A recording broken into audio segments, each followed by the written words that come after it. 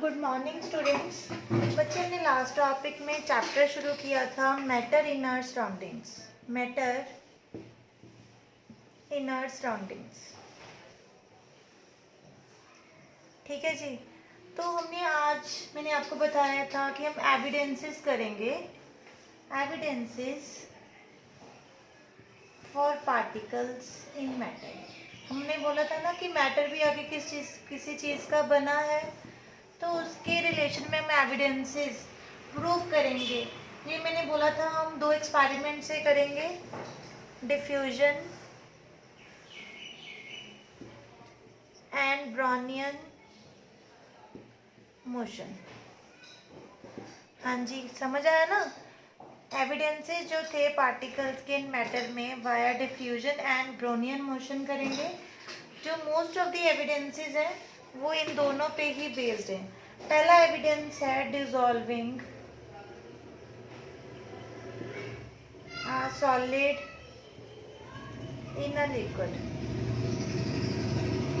ठीक है बच्चे, क्या लिया मैंने, सॉलिड को लिक्विड में डिसॉल्व करना है। लेट्स से जो मैंने ये मेरा सॉलिड है वो मैंने क्या लिया, KMnO4, दैट इज पोटाशियम पर मैग्नेट। ठीक है, उसे हम वाटर में डिसॉल्व करेंगे बच्चे। हम देखें कि ये जो KMnO4 है इसका पिंक कलर होता है। कौन सा कलर होता है? पिंक। मैंने एक बीकर लिया, उसमें वाटर लिया, यहाँ पे मैंने पोटाशियम परमैंगनेट रख दिया, बीकर में डाल दिया। आहिस्ता आहिस्ता क्या होगा बच्चे, ये मैटर है, स्पेस भी ऑक्यूपाई की उसने वाटर में और इसका अपना एक मास भी है।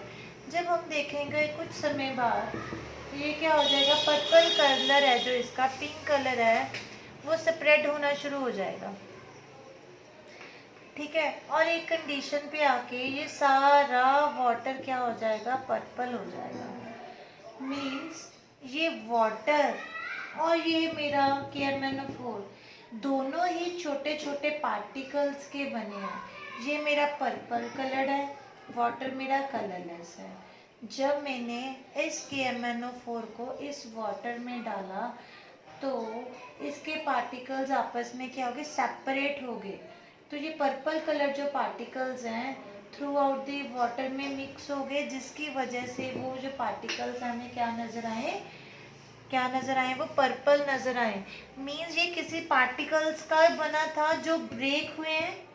वाटर में भी पार्टिकल्स है जो इन पार्टिकल के साथ मिक्स हो रहा है। तो यहाँ से एविडेंस एक हमारा क्लियर होता है कि matters are made up of particles.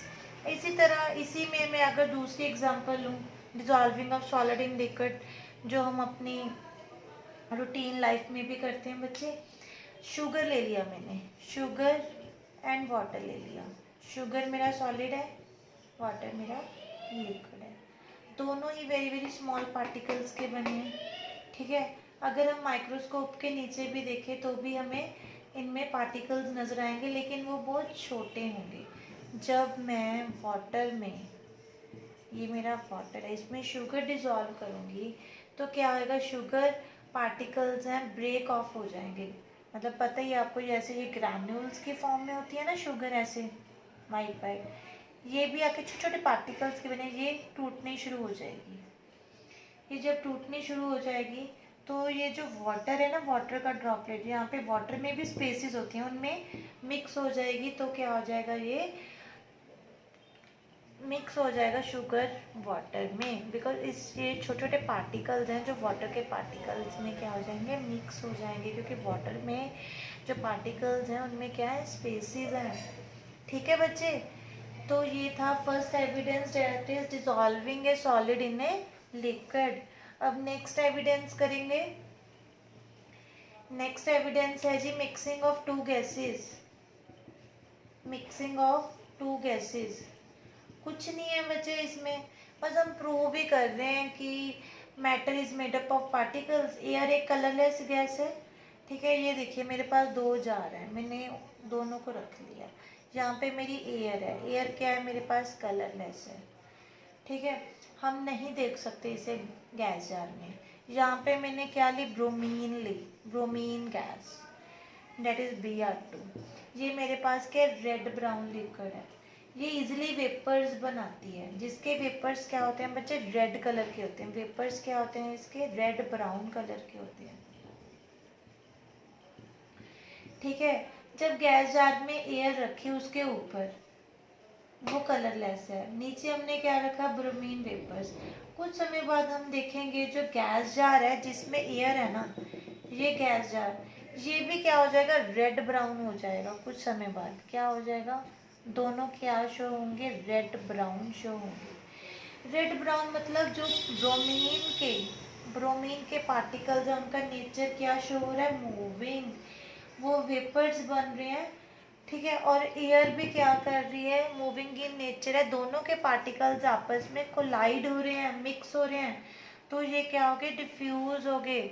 Diffuse movement हुई कहाँ पे, from high concentration to low concentration.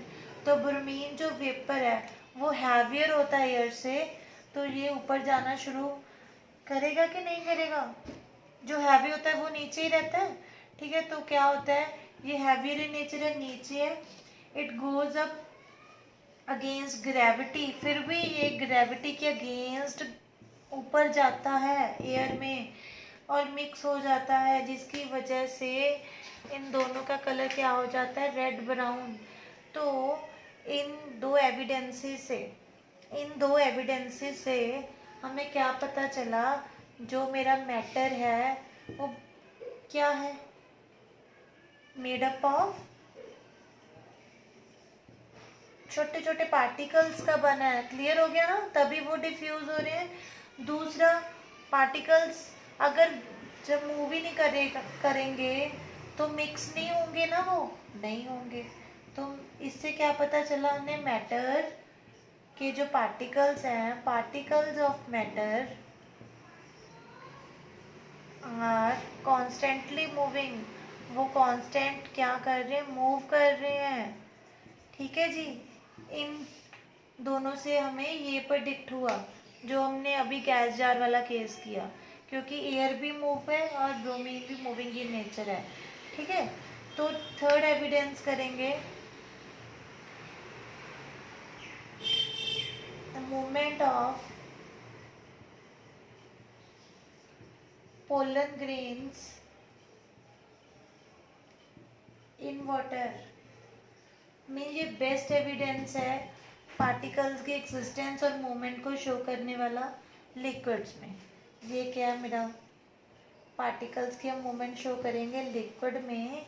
ये किसने दिया था, रॉबर्ट ब्राउन ने दिया था एविडेंस। किसने, रॉबर्ट ब्राउन ने 1827 में दिया था बच्चे।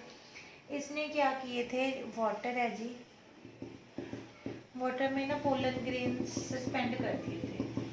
जब उसने माइक्रोस्कोप के नीचे देखा तो उसे देखा कि जो पोलन ग्रेन्स है वो रैपिडली ऐसे ऐसे मूव कर रहे हैं। इस मोशन को हम क्या कहते हैं, जिगजैग पैटर्न बोलते हैं। इस जिगजैग पैटर्न को हम कौन सी मोशन बोलते हैं, ब्राउनियन। इसके नाम से ही आ गया, ब्राउनियन मोशन। तो movement of pollen grains water की सरफेस पे उसने कैसे एक्सप्लेन किया, रॉबर्ट ब्राउन ने। रॉबर्ट ब्राउन कहता है जो मेरा वाटर है ना, कहता है वाटर ना छोटे छोटे पार्टिकल्स का बना है। वाटर छोटे छोटे पार्टिकल्स का बना है। जो वाटर में पार्टिकल्स है ना वो मूविंग इन नेचर है। वो क्या है, मूविंग इन नेचर है। कहते पोलन ग्रेन्स जो है मूव करते हैं वाटर की सरफेस पे, बिकॉज वो क्या है, जैसे मैंने पोलन ग्रेन जहाँ पे फेंकी है ना, जब ये कोई चीज़ मूव कर रही है, ये चीज़ यहाँ से टकराएगी तो ये भी आगे जाएगी। जैसे ये पोलन ग्रेन है यहाँ पे गिरा, ये मूविंग है वाटर, ये वाटर क्या है, मूविंग नेचर शो कर रहा है वाटर का। ये चीज़ यहाँ पे गिरी तो ये भी आगे जाएगी।